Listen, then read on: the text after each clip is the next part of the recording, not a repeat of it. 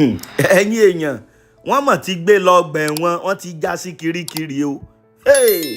ó mọ̀ lágbára o ẹ̀yin èèyàn ṣé ẹ gbàgbé arábìnrin Comfort Emerson tí ó dá wàhálà lẹ́nu ọkọ̀ ojú òfurufú. ẹ kú dédé àsìkò yìí o gbogbo ẹ̀yin olólùfẹ́ Kúnlé Ìjẹ̀ṣà káàkiri gbogbo àgbálá ayé níbi tẹ́ ẹ ti láǹfààní àtòrí ọ̀fẹ́ tẹ́ ẹ ti ń gbọ́ wá lágbára Ọlọ́run Elédùmarè ojú tẹ́ ẹ fi ń wò wá ojú náà ò ní fọ́ o etí tẹ́ ẹ fi ń gbọ́ wá etí náà ò ní dì ohun rere létí gbogbo wa ó mọ̀ gbọ́. ẹ̀yin èèyàn wa ẹ̀yin àgbà náà lẹ́ni tá a bá débi iṣẹ́ ṣíṣe là ń ṣe o àríṣẹ́ mọ̀ṣẹ́ àgbà ọ̀lẹ́ni owó hàn bàbá wa ni o wọ́n ní pápá òfura pápá ń dó àjà òfura àjà ń jìn bẹ́nílé òfura ó lè ní oko ọ̀rọ̀ ọ̀dọ́mọbìnrin tó bá àwọn pápá náà òfurufú tó bá wọn wọ̀yá àjà ìyẹn mọ́júmọ́ àná òde ìyẹn ní pápá òfurufú nílùú Èkó ni rògbòdìyàn ti ṣẹlẹ̀ o kódà ọ̀rọ̀ yìí ti kọjá bá a ṣe ń rò ó ọ̀rọ̀ yìí ti bá bò mìíràn yọ o ọ̀rọ̀ yìí ti di ìrántó kódà ọ̀rọ̀ yìí ti di bóòlù ìyá mi ọ̀rọ̀ ọmọbìnrin náà ti wá di ọ̀rọ̀ kérémọ́njé o ọmọbìnrin náà wọ́n ti là mọ́ kérémọ́njé wọ́n ti ní kó lọ́ mọ́ fi ẹ̀wà mú gààrí lọ́hùn kí ni àwọn ìgbésẹ̀ tí àwọn ìjọba gbé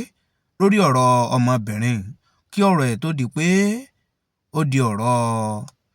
kérémọ́njé gbogbo ẹ̀ náà lẹ́ gbọ́ nínú fọ́nrán ẹ̀yin èèyàn wa ẹ wá nǹkan fìdílé ẹ fìdílé nǹkan bí ọ̀rọ̀ yìí ṣe lọ gbogbo ẹ̀ náà là á yànnàná létí yín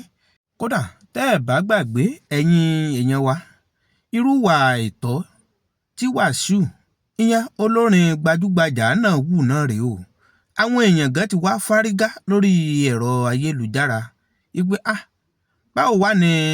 ìdájọ́ ọmọbìnrin yìí ṣe wá yá kánkán tó jẹ́ pé ẹni tó kọ́kọ́ wúrú wà bàjẹ́ báyìí àti ìgbọ́pá kódà àti ìgbọ́pọ̀ lórí ẹ̀ o ẹ wo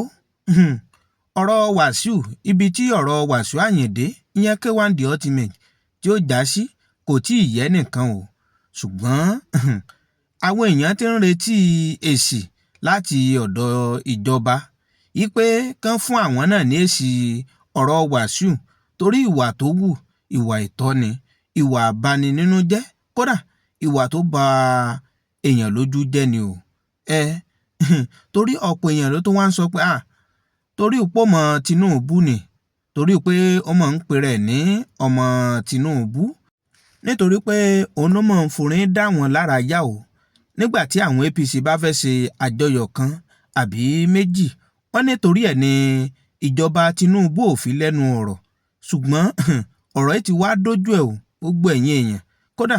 ìjọba Tinubu gan ti wá bínú tán wọ́n ti fárígá lórí ọ̀rọ̀ ọ̀gbẹ́ni Wàsíù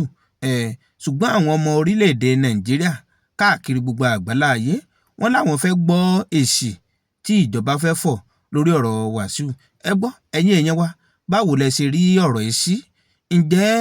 ó yẹ kí wọ́n ti sáré gbé ọmọbìnrin yìí sẹ́wọ̀n tó jẹ́ pé ẹni tó sì kọ́kọ́ wúrú wà bàjẹ́ bẹ́ẹ̀ ilé ẹ̀mọ́ ló mọ̀ ń sùn torí ọ̀rọ̀ ẹ ti di bẹ́ẹ̀ bá fa gbùrù ó padà fa gbó ẹ wo ẹ̀yin èèyàn wa níta àtúnika àtúnmú wá sí etí ìgbọ́yín nù ntẹ́yìn náà bá fẹ́ sọ ẹ sọ sí àpò kọ́mẹ́ǹtì wa kẹ́ ẹ jẹ́ ká jọjọ fọ̀rọ̀ jómi tó rọ̀ ọ̀rọ̀ orí ètò Kúnlé Ìjẹ̀ṣà náà lẹ́wà ẹ bá wa subscribe kẹ́ ẹ bá wa like kẹ́ lè má jàǹfààní bá a bá tó ṣe mú fọ́nrán wá fún gbogbo ẹ̀yin èèyàn wa lápapọ̀ ẹ̀yin èèyàn ẹ tó já lọ wo fọ́nrán yìí síwájú sí i. Ibon Airline tí fọ́nrán yìí ń sakuléètì káàkiri báyìí wọ́n ti lọ já sọ́gbà ẹ̀wọ̀n o bẹ́ẹ̀ ni o wọ́n ti lọ já sọ́gbà ẹ̀wọ̀n o kódà ẹni tó jẹ́ amúgbálẹ́gbẹ̀ẹ́ lórí ètò ìròyìn fún mínísítà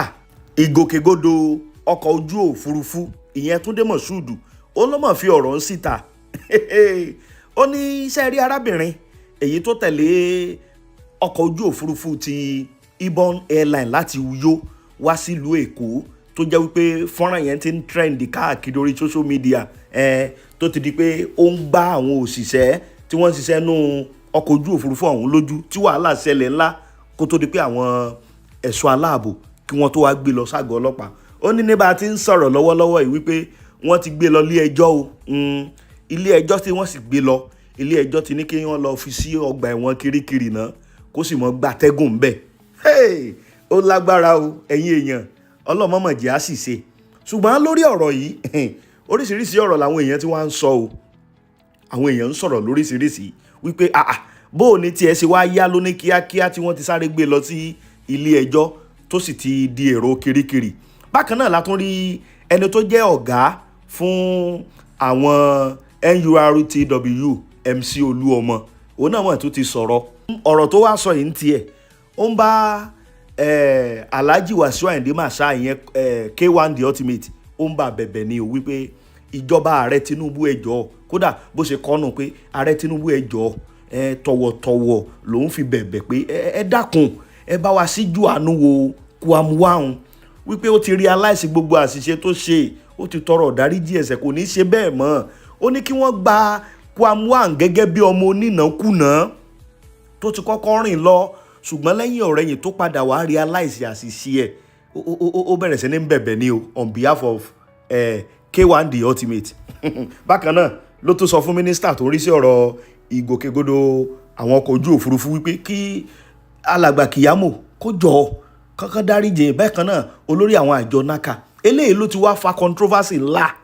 lọ́nláìn báyìí táwọn èèyàn ń sọ wípé kódà èèyàn kankan tiẹ̀ sọ ó ní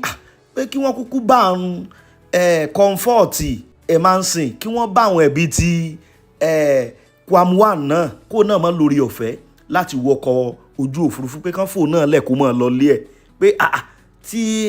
arábìnrin ìyá ní kíákíá pé ṣùgbọ́n lọ́rọ̀ tí Kwam pé gbọ́ nǹkan kan mọ́ lórí ẹ̀ pé ṣébi tí ọ̀rọ̀ oríṣiríṣi ọ̀rọ̀ sáà làwọn èèyàn ń sọ lọ́nláìn báyìí wípé tó bá ṣeé ṣe kí wọ́n tètè gbé arábìnrin lọ sí ilé ẹjọ́ kí wọ́n sì lọ já sí Kirikiri lóní kíákíá, wípé kí ló ń dá ti K1 náà dúró, pé yẹ ká ti rí ibi tí update ti K1 náà tó dé dúró. Ẹ̀yin èèyàn kọ́lọ́mọ̀ sọ wà ibi tọ́rọ̀ dé dúró rè. Ọ̀pọ̀lọpọ̀ àwọn èèyàn sì ti ń sọ náà tẹ́lẹ̀ pé ti K1 yẹn ibi tọ́rọ̀ máa parí sí ni ẹ pé nǹkan kan ò ní jáde lẹ́yìn ẹ̀ mọ́. Ṣùgbọ́n gbogbo aráàlú báyìí ni wọ́n ń dúró de ẹni tó jẹ́ mínísítà fún ọ̀rọ̀ ìgòkègbodò ọkọ̀ ojú òfurufú. Bákan náà wọ́n ń dúró de AGF ìyẹn Attorney General of the Federation àti IGP pé kí gbogbo wọn sọ̀rọ̀ lórí ọ̀rọ̀ yìí, torí àwọn àjọ NACA sọ wọ́n láwọn ti kọ petition, àwọn sì ti mú petition lọ sọ́dọ̀ wọn. Kódà lánàá ni wọ́n tún fi ìròyìn kan ta wípé ìwà tí K1 ń wù pé ìwà yẹn pé èèyàn dá odidi plane dúró, pé ìwà terrorism ni o, wípé lábẹ́ òfin Nàìjíríà kódà wọ́n náà sọ pé ọdún 10 ni ẹni tó bá dánrù nǹkan bá ń wò ẹ̀wọ̀n ọdún 10 ni ó lọ, pé bọ́ àti ìgbọ́ nǹkan kan. Ẹ̀yin èèyàn pé lọ́rọ̀ yìí ṣe rí, òun náà ni asáfin wéra wọn báyìí, kọ́lọ́n kó ṣàánú wa kó má jẹ́ àwọ̀ wàhálà ibi tọ́rọ̀ dé dúró nìyẹn. Ṣùgbọ́n tá a bá ti rí ẹni latest update lórí ti K1 á gbìyànjú ká mú wá fẹ́yìn èèyàn wa gẹ́gẹ́ bí ìlérí táwa ṣe. Ibi tọ́rọ̀ eléyìí tó dé dúró nìyẹn, wọ́n ti lọ já sí Kirikiri. Kọ́lọ́n kó ṣàánú wa kó má jẹ́ kí orí inú wa kó bà tòde wa jẹ́. Ẹ̀yin èèyàn wa káàkiri gbogbo àgbálá ayé, níbi tá a fi àdàgbà ètò yìí sọlẹ̀ sí lónìí rè, bó bá tó ṣe ń lọ àtàn jẹ́ kẹ́ ẹ̀ máa gbọ́. Àdúrà mi sí gbogbo ẹ̀yin olólùfẹ́ Kúnlé Ìjẹ̀ṣà ni pé ìgbéraga ò ní pa wá, ayọ̀ ò dẹ̀ ní hàn wá lè mọ̀. Ire lójú òwò rí, ire lójú ọ̀la ń rí, ire lójú gbogbo wa mọ̀ rí o. Ìpàdé wa bí oyin.